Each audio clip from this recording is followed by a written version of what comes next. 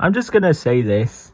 The regular season finale was really good, but I feel like these 5 people really had a good chance to fill that final spot in the top 16.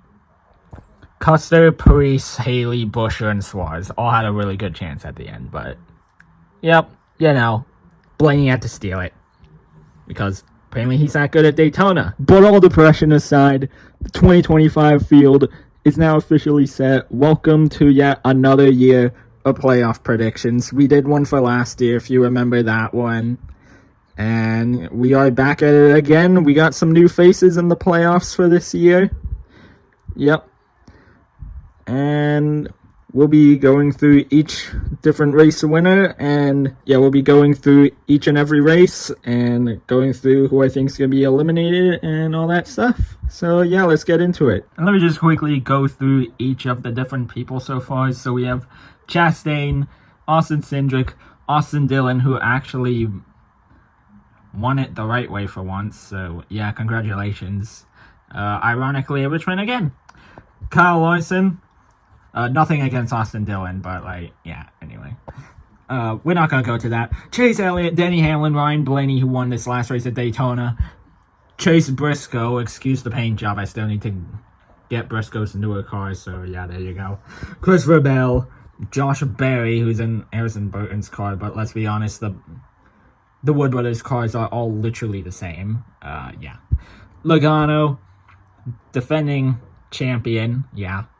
Bubba Wallace, nice to see him actually win his way into the playoffs for the first time in his career. William Byron, Tyler Reddick, Bowman, which these 2 points their way in, and Shane Van Gisbergen, the road course legend, I guess. So here we go with the round of 16, which will kick off, if I remember right, at the historic Darlington Raceway. Now, let me just remind you of who won it last year, just because reasons. Ironically, it was Chase Briscoe, who was in the 14 last year for Stewart Haas Racing, which is now Haas Factory and is a 1-car team, yeah. But yeah, he won it last year to even get to the playoffs last year. But that was different, yeah. So who I think is gonna win at Darlington this year? It's kind of hard to say and stuff. I mean, there's a lot of really good contenders for all that. A lot of good people that I think would be able to win at Darlington. I have to go with Larson. Like, Larson, in my opinion, is probably the best candidate to win in Darlington. I mean, like, let's see. He did open up the playoff. The last time Darlington was the opening playoff race, back in 2023, was the last time Daytona actually had its regular season finale. So I think Larson will do a 2023 and just open the round of 16s pretty strong. Then we'll go on to Worldwide Technology Raceway at Gateway, Illinois, which, oh my goodness. That one, if you all remember, was in the regular season. And Blaney ran out of fuel and Cindric made it into the playoffs. But I don't think Cindric's going to win it this year. The person I'm thinking is going to win this year at Gateway, I mean, it's not a huge possibility, but I'm going to go with Chastain. I mean, like, I don't know, like, I forget, like, Ross Chastain's stats at Gateway Raceway, but I don't know. I just think he has potential. And then we go on to Bristol, baby, where the cutoff is gonna be. And in my opinion, after, like, the previous few races at Bristol, remember round of 16 last year, Larson dominated. He pretty much did the same thing this year at the spring Bristol race. Let's give it to him again. Larson, 2 wins in the playoffs. There you go. Now the front part, which is eliminations, which let's get the 2 obvious ones out of the way. Josh Berry 16th and Bubba Wallace 15th after Bristol on the playoff grid.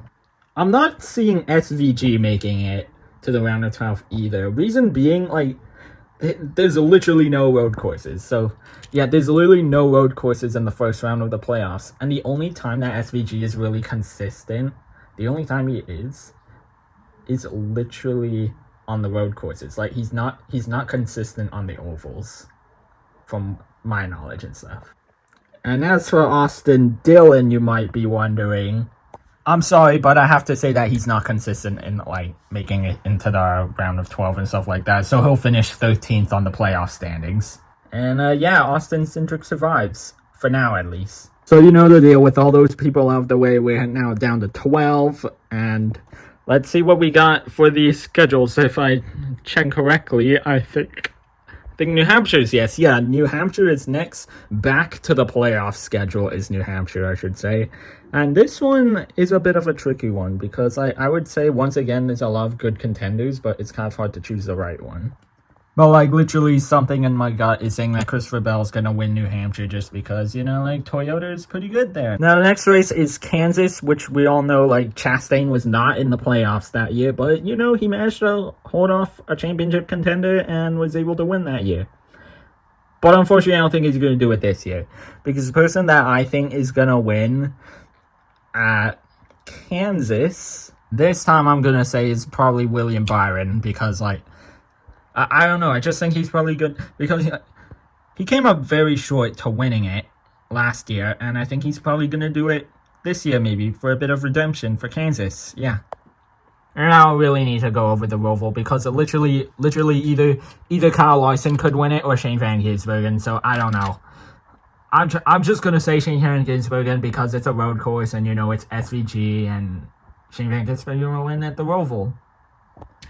Ironically, I think he'll finish ahead of Kyle Larson just because. So after SVG wins on another road course, which is the only place where he's really consistent on. Yeah, he's more consistent on road courses than ovals. Let's eliminate some people and let's get some obvious ones out of the way, so let's do it. So once again, from P12 to P9 in the playoff standings. Yeah, I'm sorry, Bowman, but this has just not been your year. Cindric, yeah, same here. Like, pretty much the same story.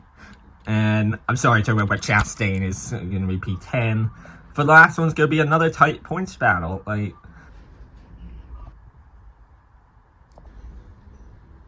yeah, I'm sorry, Joey, but this is not it. This is just not it. You're going to lose in a points battle against Elliott to finish P9 and stuff, yeah. And also kind of makes sense because Logano only makes it to the Final Four in even number of years, so I'm sorry, but that luck in the Roval last year is not going to happen this year. I'm sorry. So after Elliott gets in by 1 point to the good over Logano at the Roval, we head on to Las Vegas Motor Speedway for that race. Yay! And we all know what happened last year, and so let's move on. Byron, easy dub for Las Vegas. That's who I'm thinking. And then Talladega. Oh my goodness, Talladega's gonna be an absolute crap show. But I think this is the first time we're gonna see a no, it's not the first time. I lied. SVG already won the Roval, and he's P14 in the playoffs. So another driver will win at Talladega, which is gonna be a wreck fest. I just know it. And Ford are really good, and because of that, unfortunately Blaney's not gonna win it. But Chris Buescher will. Chris Buescher will get his Daytona redemption and stuff like that, yeah.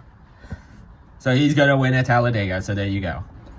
And then we go to Martinsville. Who do I think is going to win at Martinsville? There's a lot of good options and stuff.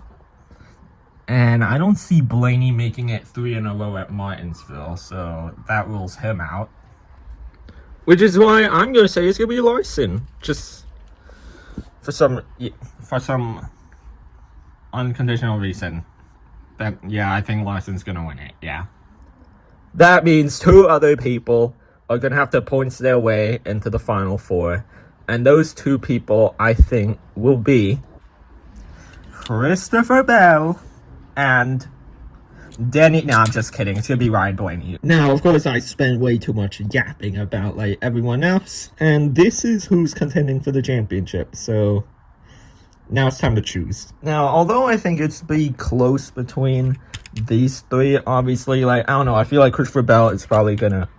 I think Christopher Bell's probably gonna be the champion this year. So there you go, Christopher Bell.